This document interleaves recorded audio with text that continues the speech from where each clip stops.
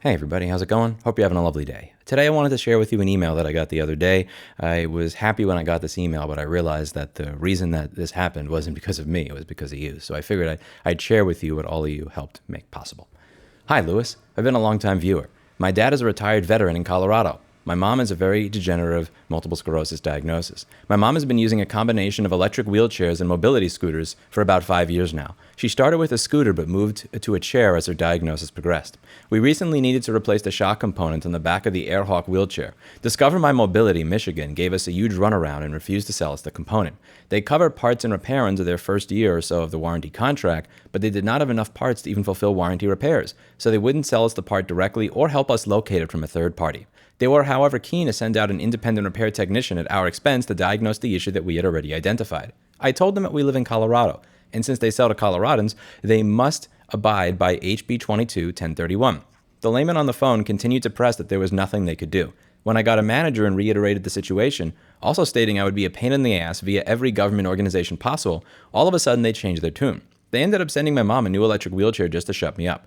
I suppose I should be grateful, but I can't help but think what other people with disabilities in other states go through without this legislation. I left them bad reviews everywhere I could. It left such a bad taste in my mouth. Anyway, I guess I just wanted to share with you a success of your work, but also that we as Americans still have more work to do for those with disabilities.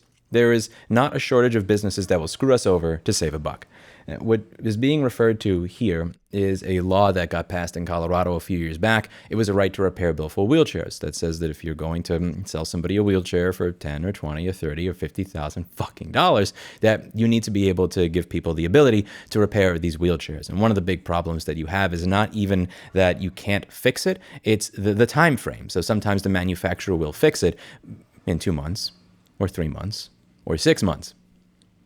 And this is not like not having your MacBook available so that you could edit a video or post something to Facebook. This is what allows you to live your life. It's what allows you to go to the grocery store, get around, visit your family, and feel independent and not sit at home all day wanting to jump off a balcony, which is, I've gotten to speak to people with disabilities at both the 3D Expo and the Disabilities Expo. And the worst part of everything is not, I can't get over this particular curb. It's, I can't leave my house. That is an incredibly depressing thing.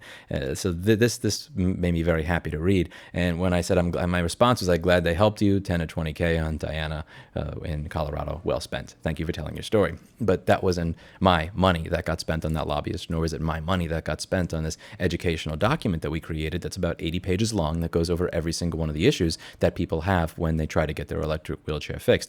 This was money that all of you donated.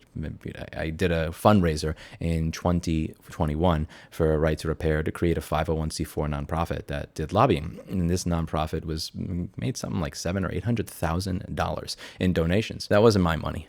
That was your money. This is your victory. You helped this person be able to actually leave their house. And I just wanted to share with you the impact of some of what you've done.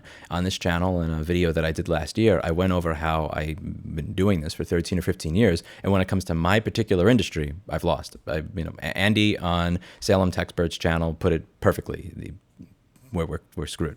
If you work in this particular business and you are not jumping ship to something like data recovery, or you are not figuring out how to get 30 fucking key fobs in a day or something that's very simple to repair, you're going to be screwed. It's more difficult to get access to schematics, diagrams, parts, and anything that you need to do your job now than it has been ever. But if I can know that the work that we've done over the years allowed even one person to be able to leave their house that otherwise wouldn't have been able to, it's all worth it to me. If you look at my videos over the past 6 years, it's no secret that I have burned out in many ways. I talk about some of the adventures in starting this nonprofit. In the video that I did where I talk about the Stop Killing Games campaign, where I have a message for Ross Scott, I went over some of the fun campaign finance challenges that I faced in 2021, trying to learn and navigate all this stuff for the first time. If you go back through these 6 years of videos, you can almost create a flip book of me losing my hair. And there's actually somebody that is, not kidding, he's creating some sort of program that does that. It uses AI. It downloads all my videos with YouTube DLP. It analyzes every single one to try to find a thumbnail that looks the same with my face in each one. And then it creates a flip book of me losing my hair between 2012 and the present. Like, motherfucker. It's funny. I'm going to post a video of that when he's done with it if it works, because that's kind of funny. But There was a lot of stress involved in a lot of the things that I was juggling over the past 5 years.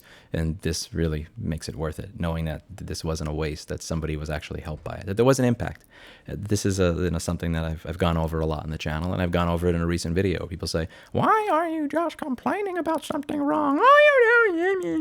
And there's, in my opinion, absolutely nothing worse in the world that will complain about people who are pointing out issues and then actively working to fix them so that people can have better lives. Fundamentally, I have no love lost for those people. Use this. I mean, literally, if you had even given 50 cents to this, you did this. And I want you to understand what you did. I want you to feel the impact of her words and the improvement in the life of her family as a result of what you, shut up, Mr. Clinton. Jesus Christ. I just fed you, you fucking asshole. It's not like when he meows, it's when he does that annoying, like I'm being eaten by a coyote meow.